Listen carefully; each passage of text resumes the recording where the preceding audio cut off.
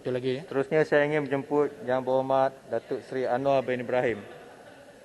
Terima kasih. Soalan kedua. Terima kasih. Silakan Yang Amat Berhormat. Terima kasih Yang Berhormat Ketua Pembangkang. Saya memohon agar pertanyaan ini dijawab bersekali dengan 14 pertanyaan lain yang diajukan oleh ahli-ahli Dewan Rakyat berkaitan isu indeks persepsi rasuah ini. Yang pertama, pertanyaan nombor 24 oleh Yang Berhormat Ipoh Timur bertarikh 1 Mac 2022 berkenaan pendirian dan tindakan kerajaan berhubung CPI tahun 2021. Yang kedua, pertanyaan nombor 70 oleh Yang Berhormat Tenom bertarikh 1 Mac 2022.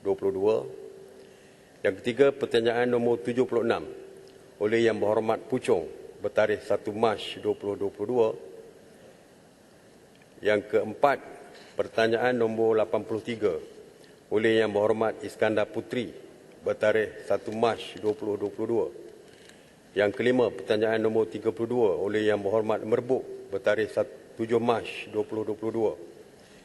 Yang keenam, pertanyaan nombor 85 oleh Yang Berhormat Bukit Gelugor bertarikh 7 Mac 2022. Nombor 7, pertanyaan nombor 20 oleh Yang Berhormat Tumpat bertarikh 10 Mac 2022. Yang ke-8, pertanyaan nombor 75 oleh Yang Berhormat Bukit Gelugor bertarikh 10 Mac 2022. Yang ke-9, pertanyaan nombor 44 oleh Yang Berhormat Bukit Bendera bertarikh 16 Mac 2022. Yang ke-10, pertanyaan nombor 69 oleh Yang Berhormat Julau bertarikh 16 Mac 2022. Yang ke-11, pertanyaan nombor 70 oleh Yang Berhormat Johor Bahru bertarikh 16 Mac 2022.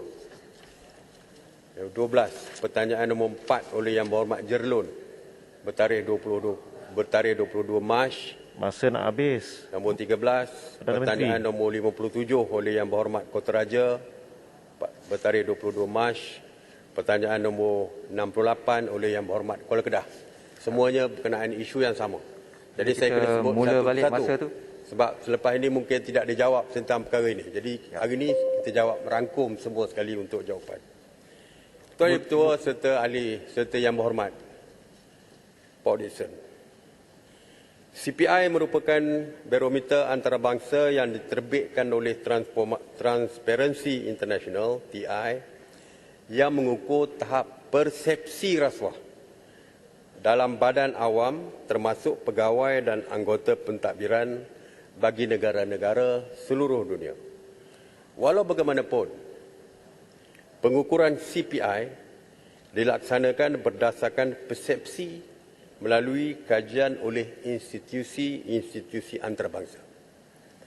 Indeks ini adalah untuk memberi gambaran kepada kerajaan supaya usaha penambahbaikan tadbir urus, integriti dan anti rasuah terus dilaksanakan merentasi pelbagai sektor awam, swasta termasuk politik bagi memberi kesan kepada daya saing serta ekonomi negara.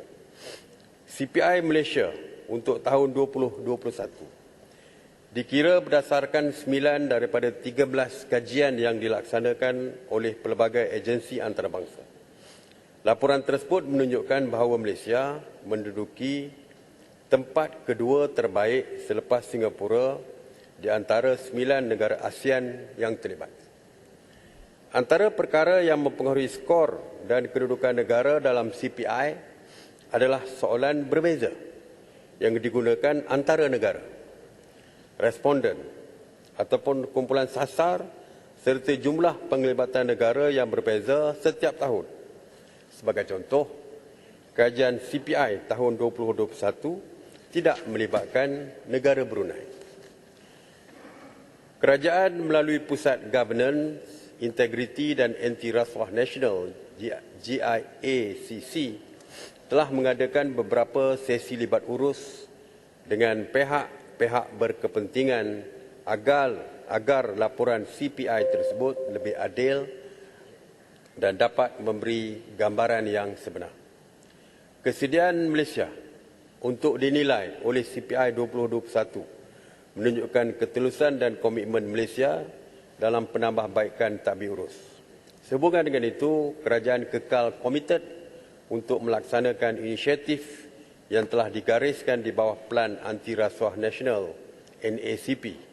Walau bagaimanapun, kita harus ingat bahawa usaha-usaha penambahbaikan adalah bersifat jangka panjang dan hasilnya juga akan dapat dilihat dalam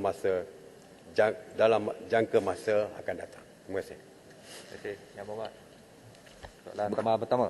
Terima kasih Perdana Menteri kena beri penjelasan. Persepsi rasuah ini meningkat kerana tidak ada gambaran, tidak ada tekad politik menangani masalah-masalah besar. Umpamanya, saya bangkitkan Pandora Papers. Keduanya soal MDB yang belum terungkai. Baru-baru ini keluar lagi masalah. Jadi kalau dan orang-orang yang terlibat itu bergentayangan ke sana ke sini seolah-olah tidak ada permasalahan. Dan persepsi ini akan merosakkan imej negara kalau tidak ada kesediaan bagi pihak pimpinan politik. Saya tahu SPRM mempunyai peranan besar dalam hal ini. Tetapi tekad politik juga perlu.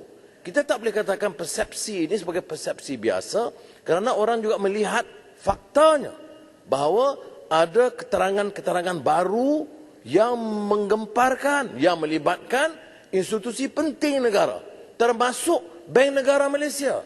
Dan kita nampak ada keengganan bertindak. Sama ada mantan-mantan Perdana Menteri juga terlibat. Bukan satu, dua, tiga yang dibangkitkan dalam laporan-laporan seperti Pandora Papers. Mengapa tidak ada sikap kesungguhan pimpinan, khususnya Perdana Menteri, untuk menyatakan bahawa SPRM harus bertindak tanpa ragu terhadap siapa saja? Itu soalan saya. Terima kasih, Yang Berhormat. Terima kasih, Yang Berhormat. Sebenarnya dari segi kemerosotan skor kita, kedudukan kita bukan saja disebabkan oleh kes-kes rasuah, tetapi juga disumbang oleh perkara-perkara lain. Ya, perkara-perkara lain seperti hak asasi misalnya, human rights, yang mungkin pandangan daripada badan-badan antarabangsa berbeza daripada nilai yang ada di negara kita. Tapi mereka melihat human rights berdasarkan nilai-nilai mereka. Dan yang kedua, dari segi keperluan pembaharuan institusi dan juga akta-akta yang perlu dipindah. Sebagai contoh, akta ataupun undang-undang sumbangan dana politik misalnya. Yang ini juga merupakan salah satu tuntutan daripada badan antarabangsa supaya kita laksanakan di negara kita. Dari segi akta rahsia rasmi, akta kesalahan peran raya dan sebagainya semua.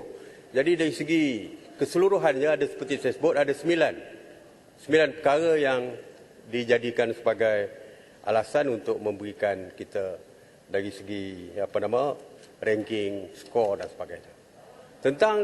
Saya nak menjawab soalan ni. Dari segi tindakan yang dilaksanakan apabila berkaitan dengan isu rasuah dan sebagainya. Saya percaya Yang Berhormat tahu banyak kes sedang berjalan di mahkamah melibatkan sesiapa saja. Tak kira daripada pihak pembangkang maupun daripada pihak kerajaan. Kita lihat hari ini banyak kes masih lagi berjalan di mahkamah. Itu menunjukkan bahawa kerajaan serius dari segi mengambil tindakan terhadap sesiapa saja yang mengamalkan rasuah. Begitu juga dengan perkara lain yang dibangkitkan oleh Yang Berhormat tadi. Jadi tidak ada pihak kerajaan tidak melindungi sesiapa. Di dalam isu rasuah, pihak kerajaan tidak melindungi sesiapa.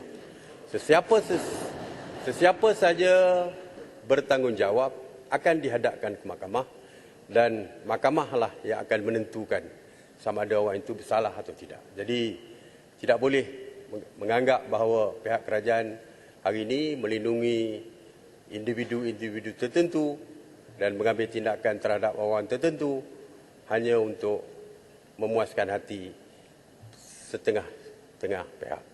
Kita tidak tahu dulu sama ada dulu ada selective prosecution atau tidak. Tapi hari ini tidak ada pendakwaan terpilih kepada sesiapa sahaja. Itu janji kerajaan. Terima kasih. Terima kasih.